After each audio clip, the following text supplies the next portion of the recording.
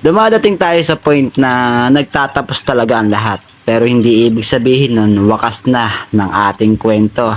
Hanggat may buhay, syempre may simula at pag-asa. Naniniwala ako dyan. Isimulan ko na naman ang ating panibagong yugto ng ating pagtatapos sa ating trabaho.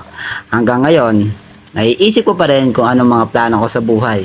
At syempre, bago ko isipin yon, iisipin ko muna yung mga napagdaanan kong hirap, pasaning, sakit at sama ng loob dito sa aking trabaho. Sabi ko, magtatabi lang ako kahit papano hanggang bago ako maendo dito sa trabahong ito.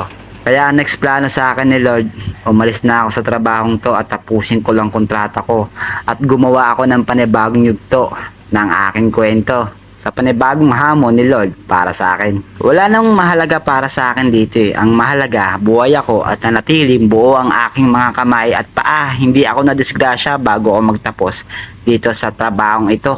Sobrang gagaling kasi ng mga tao dito eh. Akala mo perfecto eh.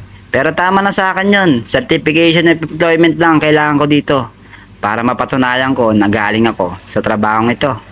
Yun lang naman mahalaga para sa akin at makapag-ipon-ipon ako ng kahit papano ng panimula ko. Kaya maghintay muna kayo. Kalma muna kayo dyan. At sa agency ko, shoutout muna sa inyo.